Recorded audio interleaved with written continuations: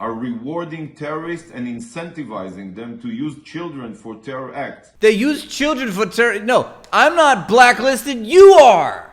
Is basically the vibes. I'm not blacklisted. You're blacklisted. I'm not owned. You're owned. The only one that's being blacklisted is the UN Secretary General. They use kid for terror attack. So Israel rescues 4 hostages in military operation. Gazan officials say scores are killed. I believe I heard that it was 210 people have been killed in this operation. But hey, they rescued 4 hostages, so that's a big dub. Remember, we must remind our audience that the New York Times is really just the IDF Times. So far, we are quoting the Israeli military and our American officials. I'm sure there's nothing that they're leaving out of this scenario, this event. The freed hostages were kidnapped by Palestinian militants. Let's not forget, from the Nova Music Festival on October 7th, okay? Remember that egregious offense, October 7th, folks. Let's get that in your minds. We all must go back to the horrific events of October 7th. That is where time started. 5 of them were released during a week-long truce in November. Israeli troops have brought home the bodies of around 19 others, which they killed, including at least 3 unintentionally killed by Israeli troops. Now remember, the 3 unintentionally killed was very intentional. These hostages were unarmed in the streets, I forget which town, and they were begging for help in Hebrew. They were speaking and shouting Hebrew, and they were still mowed down. And even after one of them was just injured, the IDF came back and finished the job. But you're not going to hear that from the New York Times. By the way, all of these are the fault of Israel. The fact that even hostages were taken is the fault of Israel. The fact that there are 19 bodies of Israeli hostages having to be brought home from Gaza to Israel is the fault of Israel. Everything is the fault of Israel. We cannot state that enough. It's all Israel's fault. This is what a 56-year-long illegal occupation and blockade does. Okay? These are policies consciously being carried out with knowing and noteworthy and foreseeable consequences to these policies. And the planners in the Israeli government should know that, and we all in the international community should know that as well. There is no justification for violent occupation, and resistance is justified. Okay, so despite an 8-month military campaign in Gaza, Israel has struggled to free its hostages in bold rescue operations. The successful recovery of the 4 hostages raises the total number to 7.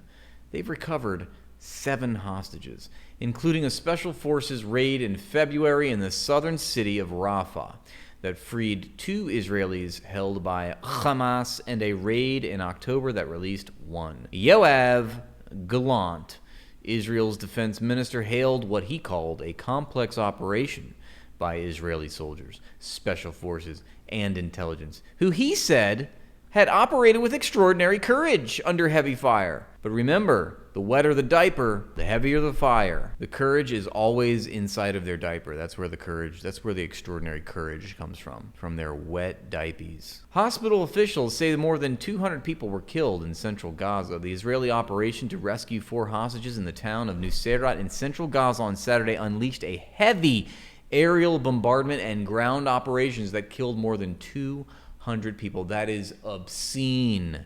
That is absurd. That is absolutely horrendous. To rescue 4 people and kill over 200 people? Are you insane? Well, we know Israel is insane, of course. This is another textbook massacre committed by the most cowardice state in the entire world. So that's cute. Yeah, they killed 200 people to rescue 4 people. Again, the principle of proportionality requires that whatever military objective, the amount of damage that you incur in that objective, or that you inflict in that objective, should be in proportion to the goals. You can't kill 200 innocent people just to rescue 4. That's not a proportional operation. And furthermore, you must also obey the principle of distinction, which requires you to distinguish at all times enemy combatants from innocent civilians. Of course, we know that that is well beyond the scope of the Israeli government to do such a thing. And they have consciously, publicly admitted, I should say, Israeli soldiers' lives take precedence over any form of life happening in the Gaza Strip, okay? So they will shell houses outright if they even think of it as being suspicious, and ask questions later. It's shoot first, ask questions later. And that is a war crime. You can't conduct yourself in that manner. So this is horrendous. And it's just, remember, not too long ago, we had the International Court of Justice begging Israel to stop committing war crimes, not to go ahead with their operation in Rafah. What did they do? They go ahead with their operation in Rafah.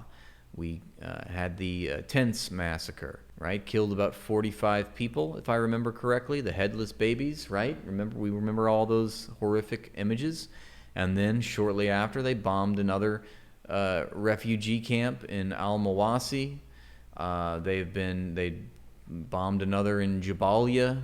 They're continuing on in central Gaza now with Nuseirat, another egregious, despicable war crime committed by the Israeli government, more than 200 people. So the onslaught is just continuing on with no end in sight. You have Israeli officials admitting that the operation will continue through the end of the year, months and months and months. You have Biden walking back. You have one of the most important, significant, powerful people in the world walking back their red lines to stop Israel's onslaught.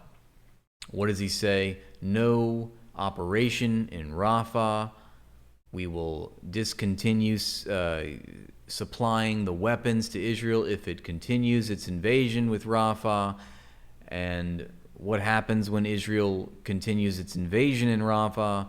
President Biden gets back on camera and says, well, there's no major ground offensive. It's just bombing outright. So we're good. We'll continue. Somebody made a cruel point about how as long as Israel is using American bombs, then the operation can continue. But if they use soldiers, they will put an end to the operation, essentially, by not supplying weapons. Well, you're forcing the Israeli government. It's sort of like a underhanded, I don't know, it's sort of a underhanded kind of way of making sure that they continue bombing them. It's like, we want them to continue bombing them, so we'll make it an imperative. If they use their soldiers, which Israel, we know they don't want to use their soldiers. They have a conscripted army.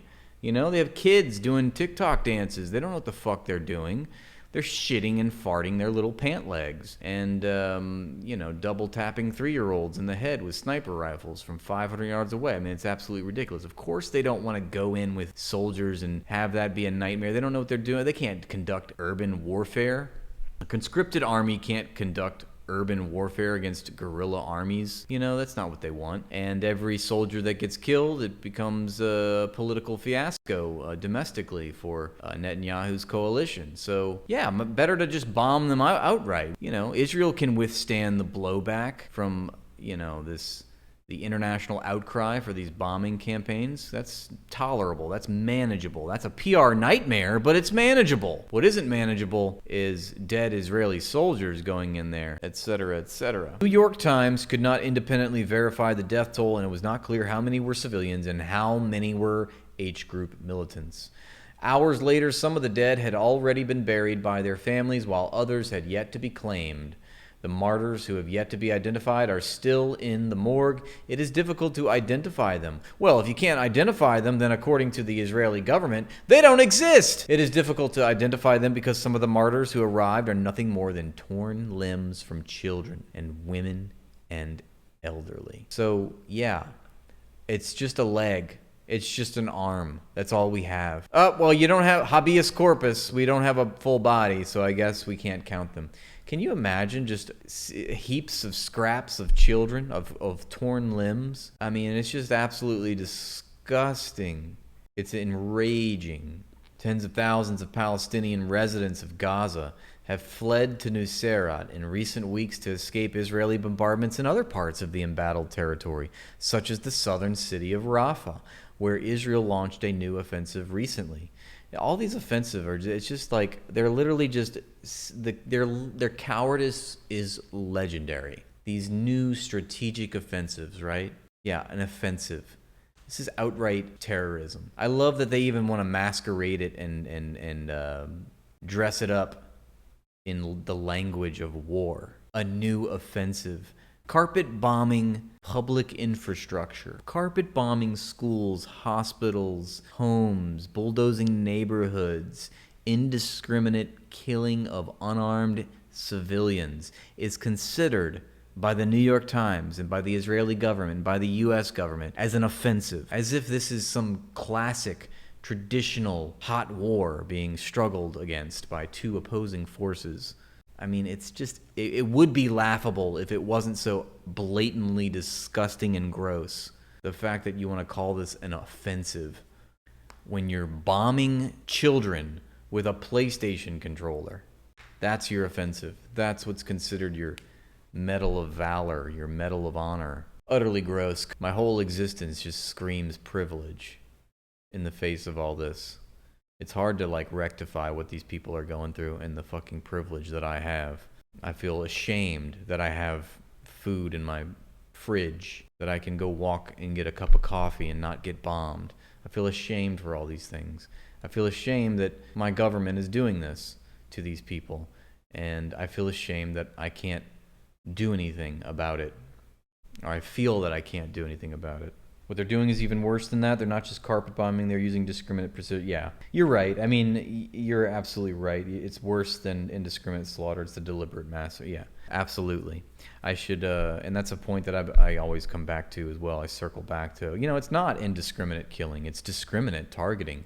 It is very deliberate. This is how they drew it up, This is exactly what they were wanting.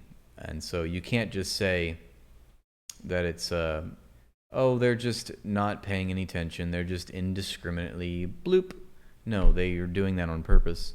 And by the way, international law does not make a distinction between if you're negligent or not. You should know the outcome. It doesn't matter if it's indiscriminate or if you intentionally did it. If it's the same outcome, if you killed 200 people and you rescued 4, you knew the consequences. These were quote-unquote foreseeable circumstances, I believe is the term used in international law. These were foreseeable circumstances. So you have no excuse, That would be sugarcoating it to say that it's indiscriminate killings, right? It's far worse. It's deliberate. You're giving them too much credit by saying it's indiscriminate. Oops. That's too much credit for them. They're far more sinister than that.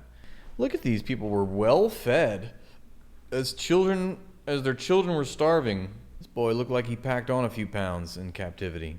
He probably ate well. Look at all these diapers. Okay, so the diaper force strikes again. God, quit making bombs, please. So, that's our Western values, right? Bombing brown children. The GBU-39 is a long-range precision strike munition. It uses rocket propulsion, a combination of GPS and a laser guidance. Each group doesn't have precision weapons.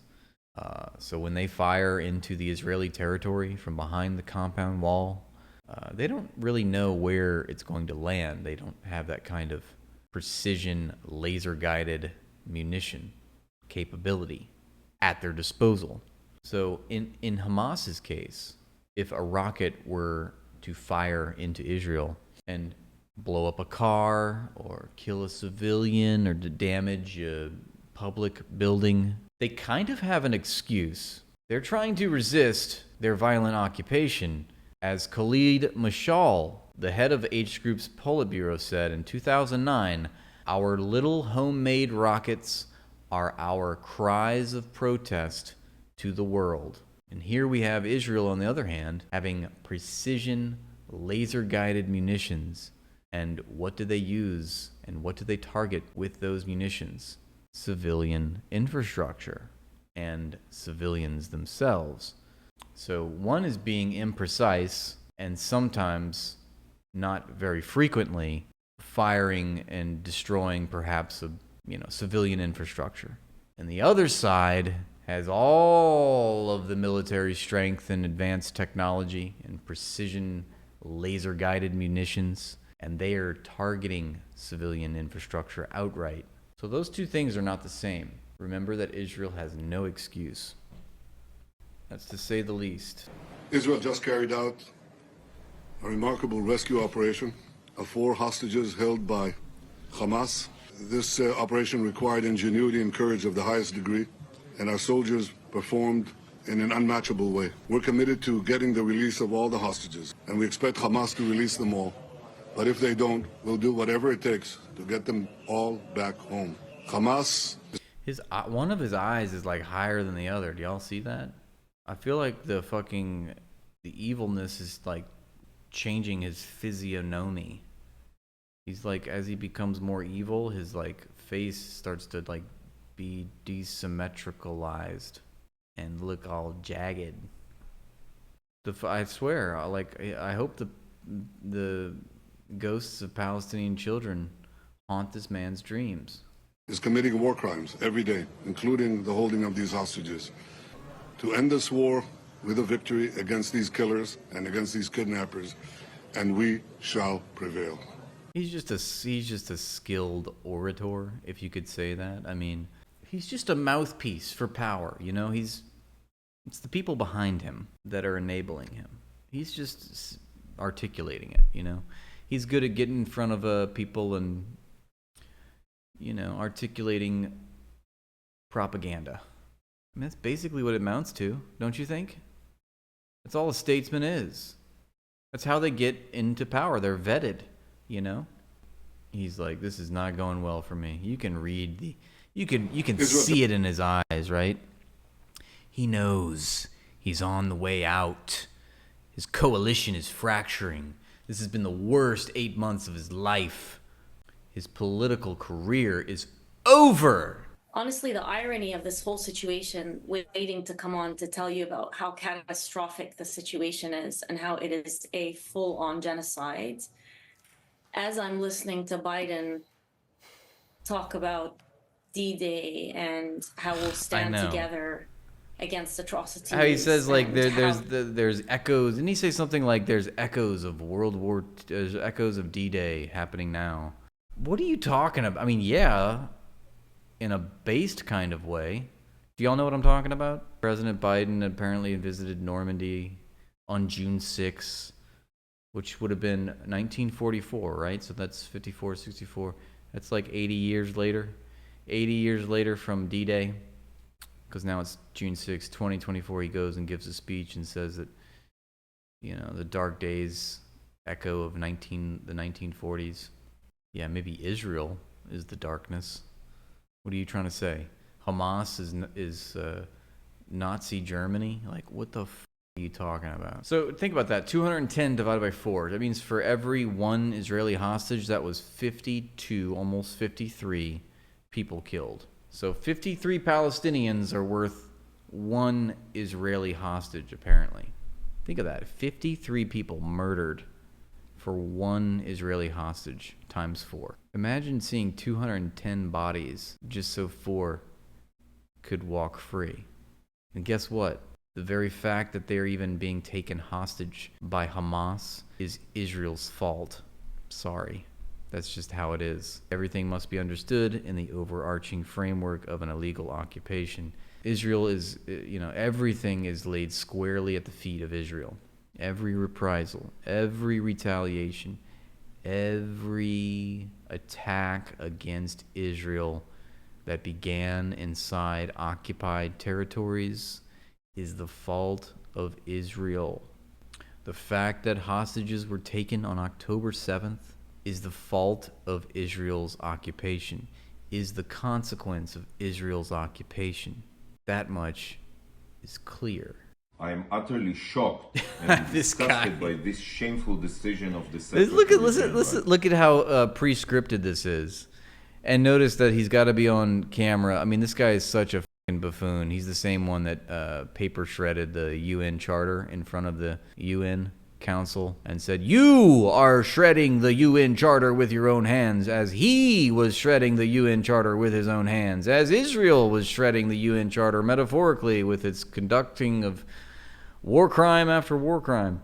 But now, look at how contrived this. I mean, you can smell it right as soon as you start seeing the footage. You know this is like, he's probably reading off the computer screen here what to say. This guy is such an actor. They're all actors. They're all actors. That's why actors sometimes become president. Look at Ronald Reagan. TV personalities like Donald Trump. I mean, it's all an act. It's a performance designed to elicit a response, designed to induce your consent, etc., etc. Now, this guy, one more thing we can say about him, he's speaking English too, okay? And I was watching Hassan earlier, and he made a good point.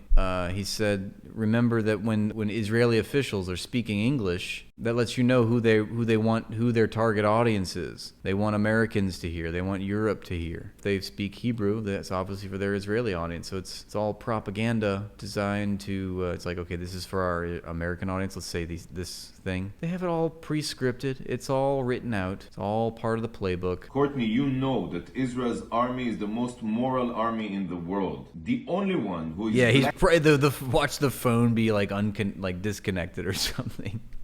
He's like, let me pick up this phone. Also, who fucking talks on these phones anymore? Is this recording from 1997? Come on. How dumb do you think we are? Blacklisted today is the Secretary General, whose decision. Roll out, what's his name, Gilad, to like scorn the UN after it lightly administers some critique against the Israeli policies. Since the war started. And action. Okay, yes. And yeah, no, like, who is recording this? Are rewarding terrorists. Look, there's American diplomats in the background, the photograph. And incentivizing them to. Also, why don't you have something here, like on the wall, like, I don't know, a portrait of Hitler or something just that really stirs you up? Courtney, you know that Israel's army is the most moral army in the world. Courtney, you know that. The coping from Gilad Erdan is massive. The massive coping. Let's see, where is Gilad Erdan from? Is this guy even born in Israel? I put money on it that he's not. No, he was. He was born in Ashkelon. Okay. Well, I mean, occupied Palestine, obviously. I recently learned that apparently John Hopkins did a genome research study from like 2003 onward for like decades or whatever, and they found that 95.7% of all Israelis living in Israel have no genetic ties to the people that they claim are their ancestors. Meanwhile, 80% of Palestinians have genetic ties to the ancestors of that land. So that means that the Palestinians are Semites and the Israelis are anti-Semites. Funny how that works out. Admittedly, I just saw this in like a meme or something, or like a tweet. I don't know how accurate that is, but I'd be interested in learning about the John Hopkins study if somebody has any information on that. Yeah, Austin Powers style bad acting villain is the vibes for sure. I bet there's no one on there. No, but nobody said. He said Kathy, didn't he? He said Catherine or something. So that means that there was somebody there. I know it. Let's listen again. By this shameful decision of the Secretary General. Courtney, you know that Israel's army is the most moral. He was talking to someone because he said their name, Courtney. Look, and now you can tell his eyes are darting up. They don't want to show this part because he's reading something right here. So this immoral decision will only aid the terrorists and reward Hamas. The only one who is blacklisted today is the Secretary General, whose decisions since the war started and even before are rewarding terrorists and incentivizing them to use children for terror acts. They use children for terror. No, I'm not blacklisted. You are. Is basically the vibes. I'm not blacklisted. You're blacklisted. I'm not owned. You're owned. The only one that's being blacklisted is the UN Secretary General. They use kid for terror attack. Let's see that last. Today is the Secretary General, whose decisions since the war started and even before are rewarding terrorists and incentivizing them to use children for terror acts. They are incentivizing them to use children for terror act. They use children for terror act, as opposed to what we in Israel do. Kill children in terror act. Nixon ordered Cambodian genocide. Clinton sent cruise missiles to Sudan, people died. Obama gave the orders to do drone strikes. Reagan invaded Nicaragua in '85.